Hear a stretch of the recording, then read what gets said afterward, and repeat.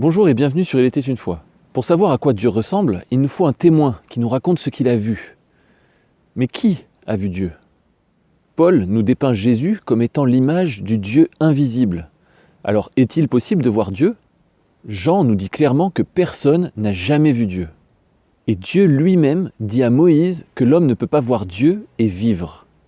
Pourtant, les Écritures parlent de certaines personnes à qui Dieu est apparu. Je vais citer pas mal de références bibliques qui apparaîtront en bas de l'écran au fur et à mesure. Si vous voulez aller regarder par vous-même, ce que je vous encourage à faire, la version écrite sera probablement plus pertinente que le format vidéo. Donc, comme d'habitude, vous la trouverez en lien dans la description en dessous de la vidéo.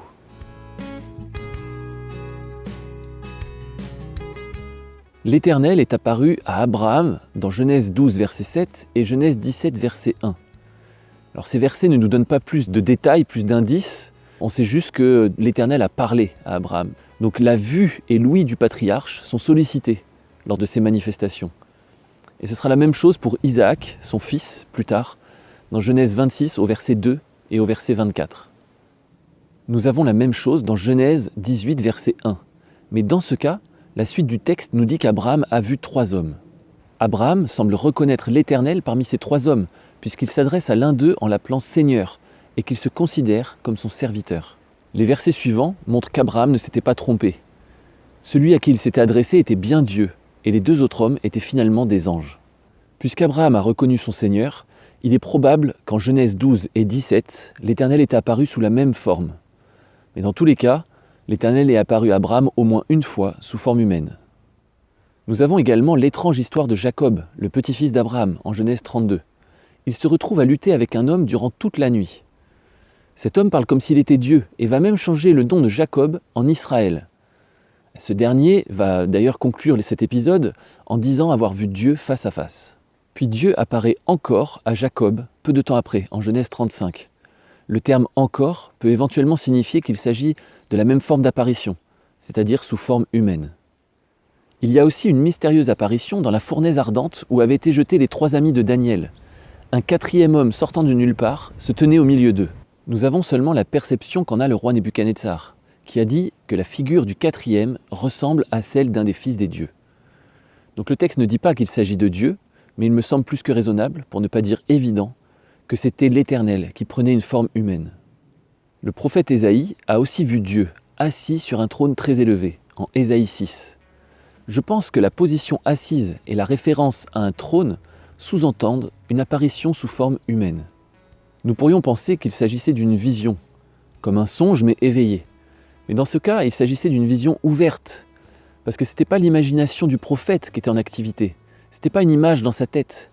Ses yeux ont vu le roi, l'Éternel.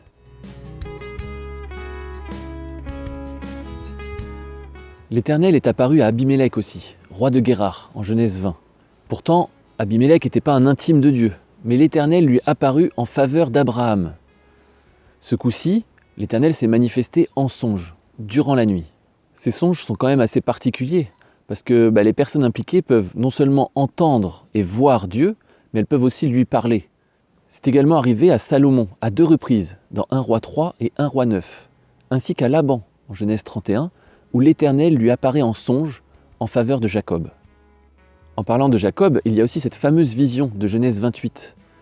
Pendant un songe, Jacob voit une échelle qui relie les cieux et la terre, et il voit les anges qui montent et qui descendent par cette échelle. Et en haut de l'échelle, il voit Dieu. Et c'est d'ailleurs à ce moment-là que Dieu fait alliance avec Jacob.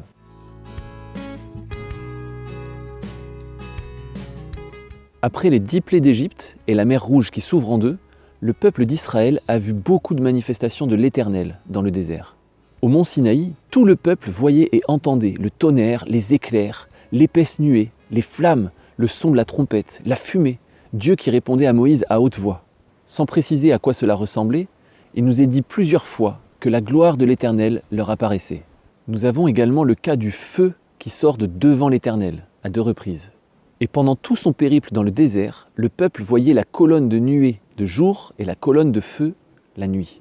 Dieu se manifestait donc abondamment de manière visible devant Israël. Même les Égyptiens le savaient. Mais je n'ai trouvé aucun passage où il serait apparu sous forme corporelle devant ce peuple. Il s'agissait de manifestations impersonnelles. Il est intéressant de noter que l'intensité de ces manifestations pouvait varier. Par exemple, Moïse pouvait monter sur la montagne en fumée. Il pouvait entrer dans la nuée. Il a même pu voir Dieu avec Aaron, ses fils et les 70 anciens. Mais le jour où le tabernacle a été achevé, la nuée a couvert la tente, la gloire de Dieu la remplissait et Moïse ne pouvait pas y entrer. Il semblerait que Moïse soit l'homme qui ait le plus clairement vu Dieu dans sa gloire, mais pas de face, par derrière, car Dieu est très clair. L'homme ne peut pas voir sa face et vivre. Ça lui arrivait une fois seulement, mais Moïse voyait très régulièrement Dieu sous une autre forme. La première fois, c'était dans le fameux buisson ardent, pour lui assigner sa mission de vie, délivrer le peuple de Dieu de la servitude égyptienne. Le texte nous dit que l'ange de l'Éternel lui apparut dans une flamme de feu, au milieu d'un buisson qui ne se consumait pas. Dans ce récit, nous découvrons que ce nouveau personnage, l'ange de l'Éternel, n'est ni plus ni moins l'Éternel lui-même. Puis Dieu dira les choses très clairement à Aaron et Marie après qu'ils aient parlé contre Moïse. Et il dit « Écoutez bien mes paroles.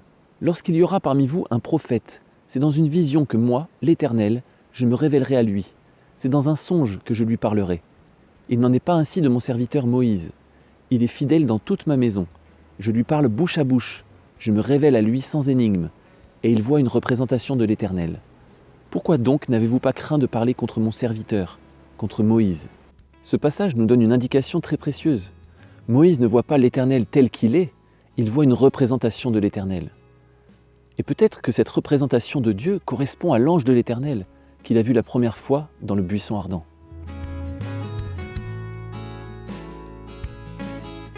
Dieu est apparu de nombreuses fois dans l'Ancien Testament de façon visible et tangible. Et nous pouvons constater que ces apparitions sont toujours en lien avec les plans divins et l'élection divine. Nous voyons que, en plus des manifestations incroyables au mont Sinaï, l'Éternel était constamment présent physiquement avec son peuple, au travers des colonnes de nuée et de feu dans le désert. Nous voyons également que les grands hommes de Dieu, tels que Abraham et Moïse, voyaient régulièrement leur Seigneur sous forme humaine. Pour les moins proches, voire les étrangers, Dieu pouvait apparaître dans des songes lorsque cela était nécessaire. Au milieu de tout cela, nous avons découvert un personnage un peu mystérieux, l'ange de l'Éternel. Nous détaillerons ce sujet un peu plus lors de la prochaine vidéo. Alors à bientôt sur Il était une fois.